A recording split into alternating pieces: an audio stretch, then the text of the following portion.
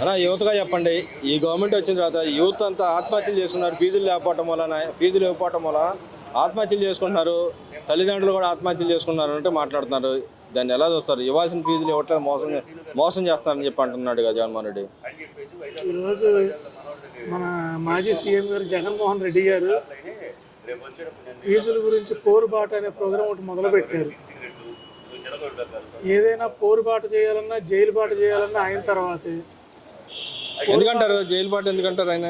పోరుబాట కంటే జైలు బాట ఆయనకి చాలా ఇష్టమైన సబ్జెక్టు. ఆయనకి ఇష్టమైన సబ్జెక్ట్ అదే బాగా. చెప్పండి. వాళ్ళకి ఇష్టమైన సబ్జెక్ట్ అదే. జగన్మోహన్ రెడ్డి గారికి అండ్ టీంకి జైలు బాట అంటే అమితమైన ప్రేమ. ఈ బాటలో నడవలేక విజయసాయి రెడ్డి గారు కూడా పక్క తప్పడం ప్రధాన కారణం అదే. లేదంటే పాపం ఆయన కూడా మళ్ళీ తీసుకెళ్ళి ఎక్కడికి ఇస్తారని భయం వేసే చక్కగా సున్నితంగా బయటకు వచ్చాడు. ఇప్పుడు అతను నమ్ముకొని వల్లభనేని వంశీ భయంకరమైన ప్రేలాపనలు చేశాడు, దానికి అనుభవిస్తున్నాడు. అయ్యి అక్రమ అరెస్టులు అని అంటున్నారు వాళ్ళు అక్రమ అరెస్ట్ అంటున్నారు. ఇప్పుడు చంద్రబాబు నాయుడు గారిని కూడా తీసుకెళ్లారు, వీళ్ళు అరెస్ట్ చేశారు, లోపల జైల్లో పెట్టారు. ఆయన ప్రూవ్ చేసుకున్నారు, బయటకు వచ్చారు. మీరు ప్రూవ్ చేసుకోండి, మీది అక్రమ అరెస్ట్ కాదు అని చెప్పి ప్రూవ్ చేసుకోండి. ఇప్పుడు దానికి ఒక చట్టం ఉంది, కోర్టులు, న్యాయస్థానాలు ఎన్ని ఎందుకున్నాయి? సామాన్యుడి కోసమే కదా. మీరు ప్రస్తుతానికి సామాన్యుడే కాబట్టి మీ పద్ధతిలో మీరు ప్రూవ్ చేసుకోండి. ఎలా చేసుకోగలరు? మీ తరపున తప్పేం లేదని మొత్తం వీడియో ఎవిడెన్స్లు ఉన్నాయి, ఆడియో రికార్డులు అన్నీ ఉన్నాయి. అన్నీ ఉన్నాయి, అది అక్రమ అరెస్ట్ ఎలా అవుతుందండి? అంటే ఇక్కడ ఫీజులు బకాయిలు గత గవర్నమెంట్లో 3 టర్ములు ఇవ్వలేదు, దాదాపు 7,000 కోట్ల దాకా ఇవ్వలేదు చంద్రబాబు నాయుడు గారు. ఇవ్వట్లేదని చెప్పి అంటున్నాడు. నిజంగానే 7,000 కోట్లు బకాయిలు పెట్టింది ఈ గవర్నమెంట్ వచ్చిన తర్వాత. అంటే ఆయన దృష్టిలో పెట్టుండొచ్చండి. పాపం ఆయన ఇంటికి చేరే బకాయిలు మొత్తం ఇటు వచ్చినాయేమో జనానికి. అంటే 7,000 కోట్లు ఆయనకి రావాలంటారా? మరి అంతే దాని అర్థం. ఇప్పుడు జనానికి ఇవ్వటం లేదంటే జనంలో ఉద్యమం చేయాలి, అంతేగాని జనంలో ఉద్యమం చేయకుండా ఆయన ఎంతసేపు బకాయిలు పెట్టారు ఇంట్లో కూర్చొని మాట్లాడితే అలా మాట్లాడాను కదా. పాపం ఇంట్లోనే కూర్చొని వాళ్ళ నాయకులు పోరాడమంటున్నాడు కదా, వాళ్ళ నాయకుల్ని. ఎవరు పోరాడతారండి? ఇప్పుడు చంద్రబాబు నాయుడు గారు ఉన్నారు, ఆయన అరెస్ట్ చేసినప్పుడు పిలుపునిచ్చారు, అసలు ఎవరు పిలుపుని కూడా ఇవ్వాలి. ఆయన అరెస్ట్ చేసినప్పుడు స్వచ్ఛందంగా జనమంతా రోడ్డు మీదకి వచ్చారు. అదే ఇప్పుడు జగన్మోహన్ రెడ్డిని అరెస్ట్ చేస్తే ఎవరిని ఒక్కళ్ళు కూడా బయటకు కనిపించరు, జైల్లో ఉంటేనే దిక్కు దివడం లేదు ఆయనకి. కానీ అక్రమ అరెస్టుల మూలాన మా వాళ్ళకి వచ్చే వాళ్ళని కూడా ఆపేస్తారండి మీరు. మరి అసలు ముందు అక్రమ అరెస్టులు అనేది తప్పు అండి. అన్ని వీడియో ఎవిడెన్సులు, రికార్డులు మొత్తం అంతా ఫైల్ అంతా ఉంటుంది. వాళ్ళు ఏమంత అల్లాటప్పగా చేయరు ప్రభుత్వం వారు. ఇప్పుడు జగన్మోహన్ రెడ్డి గారు ఇంతకుముందు చంద్రబాబు గారిని అక్రమంగా చేసినట్టు, జగన్మోహన్ రెడ్డి గారు చంద్రబాబు గారిని అక్రమంగా అరెస్ట్ చేసినట్టు వీళ్ళు చేయడానికి వీళ్ళంతా పిచ్చి తరహాగా చేసే డిపార్ట్మెంట్ వాళ్ళు ఎవరు లేరు ఆయన దగ్గర. చంద్రబాబు గారు అంటే డిపార్ట్మెంట్ అని ఒక ఇది ఉంటుంది. ఆయన సీఎంగా చూడరండి, ఎవరు సీఎంగా చూడరు. ఇది ఒక డిపార్ట్మెంట్.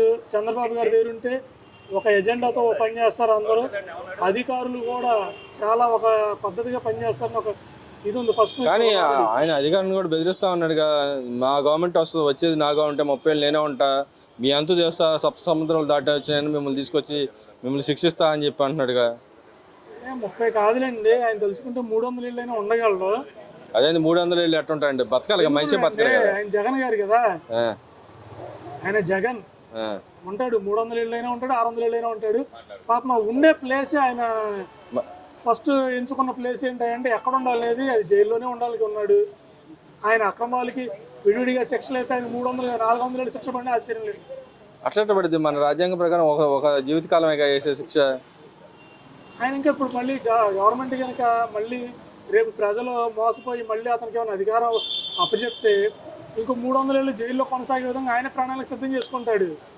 దానికి ఎవరం పెట్టవసరం లేదు. మీరు మోసం చేస్తారని మా మీద అంటారని అని చెప్పి అంటున్నాడు, మీరు మోసం చేస్తారని చెప్పి అంటున్నాడు ఆయన. ఏమండి, జనం ఎవరిని మోసం చేయరు. పోయినసారి 151 సీట్లు ఇచ్చారు. దళితులు మా మేనమావలు అన్నాడు, దళితుల్ని చంపేసి డోర్ డెలివరీ ఇప్పించాడు. డాక్టర్ సుధాకర్ గారిని చంపేసి రోడ్డు మీద పిచ్చోళ్ళ చేసి రోడ్డు మీద చచ్చిపెట్టి చేశాడు. మేము దళితులమే, మా మేనల్ని జగన్ బయటోడి కాదు. అందుకే మా మేనల్కి ఎలా భయం చెప్పాలో, ఎలా బుద్ధి చెప్పాలో మేము చెప్పుకున్నాం. అది మా హక్కు, మా మేనల్లుడు కాబట్టి మా హక్కు అది. అందుకే చక్కగా ఇంట్లో కూర్చోనానా, నీకు వద్దులేయి, నువ్వు అరుగుడు కాదులే అని చెప్పి ఇంట్లో కూర్చోబెట్టాం మేమందరం కలిసి.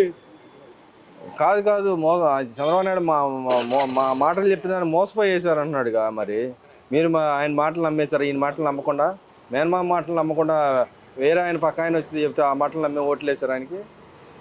అంటే మా మేనల్లుడు అప్పుడు చెప్పడం కూడా ఎలా చెప్పాడంటే అండి, చక్కగా సన్నబియ్యం ఇస్తాం, 45 ఏళ్ళకి పెన్షన్ ఇస్తాం, ఇట్లా 100 అబద్ధాలు చెప్పి అధికారం తీసుకొని దళితులకి చేయూతనిస్తాం అన్నాడు. ఒక 5 సంవత్సరాల్లో ఒక ఎస్సీ కార్పొరేషన్ లోన్ రిలీజ్ చేసింది లేదు. ఒక్క లోను, ఒక అప్లికేషన్ ఆ టైల్ మీదకి వెళ్ళా. ఆ కార్పొరేషన్ చైర్మన్లు ఎక్కడ కూర్చున్నారో కూడా తెలియదు. మరి 99% మేము అన్నీ చేసామన్నాడుగా, వాగ్దానాన్ని నెరవేర్చేసాం, సూపర్ ఏదైతే నవరత్నాలు మొత్తం చేసామని చెప్పి అంటున్నాడుగా.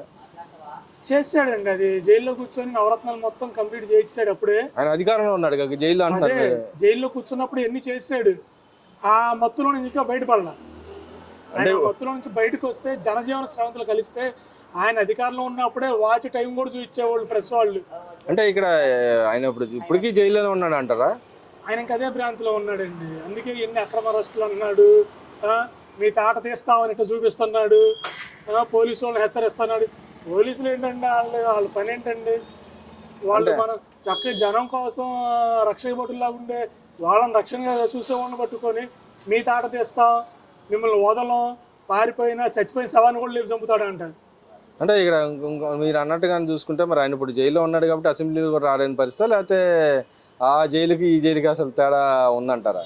మా మేనల్లుడిని కొంచెం మేమే నిద్ర లేపాలి బాబు, కొంచెం జనం తరపున ఏమన్నా మాట్లాడుతుంటే రోడ్డు మీద వచ్చి మాట్లాడయ్యా అని ఏదో ఆ పనికి మాలిన మాటలన్నిటి గురించి. ఇప్పుడు ఒక నాయకుడిని అరెస్ట్ చేశారండి, అతను నాయకుడే కాదంటే అక్కడ ప్రజలు ఎన్నుకున్నారు నాయకుడు, అతను తప్పు చేశాడు కాబట్టి అరెస్ట్ చేశారు. అది రియలైజ్ ఎందుకు అవడం లేదు? అది రియలైజ్ అవ్వాలి కదా, ప్రూవ్ చేసుకోమనండి. ఇప్పుడు వెళ్ళాడు, జైల్లో పడేశారు, ప్రూవ్ చేసుకోమనండి, బయటకు వచ్చేస్తాడు. ఇప్పుడు మా పెద్ద పురాణాల్లోనే తప్పలేదు వాళ్ళకి. మనం ఎంత అతను ప్రూవ్ చేసుకుంటే వారంలో కాదు 10 రోజులు అయితే బయటకు వచ్చేస్తాడు కదా. చంద్రబాబు గారు వెళ్ళారు, ప్రూవ్ చేసుకున్నారు, బయటకు వచ్చారు. అంటే అక్రమ కేసులు ఇంకా బనాయిస్తానే ఉన్నారు, కంటిన్యూగా బనాయిస్తున్నారు. నిజంగానే ఆ పరిస్థితి ఉందంటారా అక్రమ కేసులు కంటిన్యూ బనాయించడానికి? ఏమండి అక్రమ కేసులు అనమాకండి సార్, అవన్నీ వీడియో ఎవిడెన్స్లు ఉన్నాయి కదా. అది అక్రమ కేసు ఎలా అయ్యిద్ది? అక్రమ కేసు అంటే ఏంటి? ఎవరో దొంగచాటు ఏదో చేశారంటే అది అక్రమ కేసు పెట్టారనేది.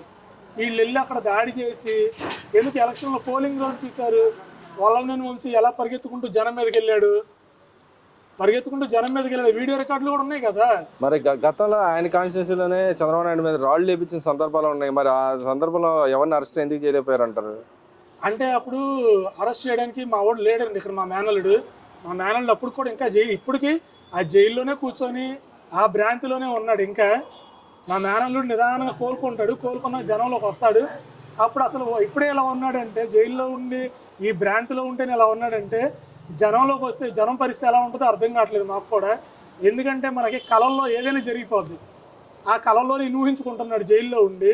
జనజీవన స్రవంతిలోకి వస్తే ఇంకెలా తయారవుతాడో తెలియదు. అదేవిధంగా పవన్ కళ్యాణ్ గురించి కూడా మనం వ్యాఖ్య చేశాడు. ఏదో కార్పొరేటర్కి ఎక్కువ, ఎమ్మెల్యే తక్కువ, ఏదో ఒక్కసారి గెలిచాడు అని చెప్పి అంటున్నాడు. ఈయనకి అపోజిషన్ పార్టీ మేము ఇవ్వడానికి మా దగ్గర లేదని చెప్పినా కూడా ఆ మాట ఎందుకు మాట్లాడుతున్నాడు అంటారు?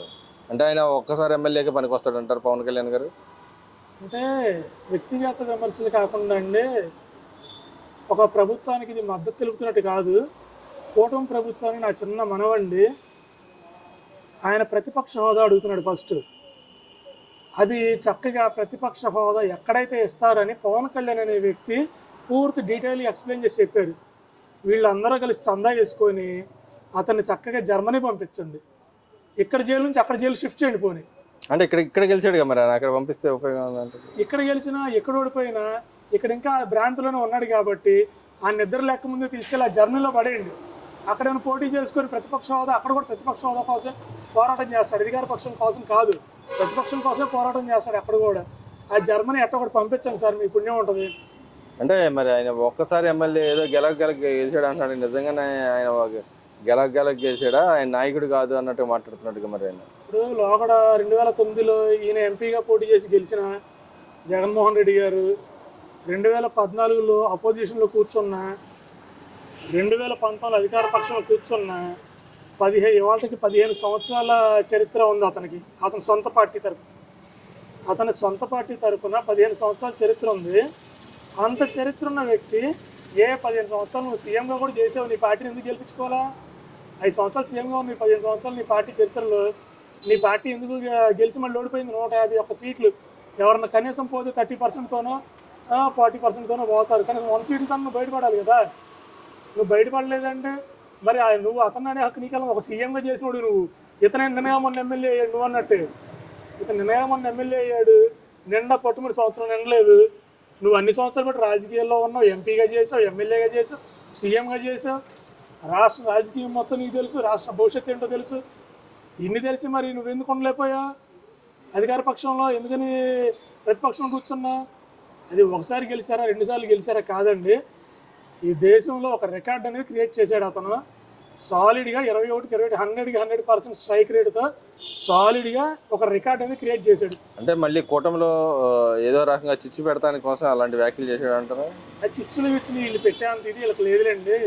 అక్కడ మోడీ గారు కానీ, చంద్రబాబు గారు కానీ, పవన్ కళ్యాణ్ గారు కానీ ఇలా మోసపోయి ఆల్రెడీ జనం మోసపోతేనే వాళ్ళని ఎట్లా ఒకట్లా బయటికి తీసుకొచ్చారు ఆ భ్రాంతిలో నుంచి జనాన్ని కూడా.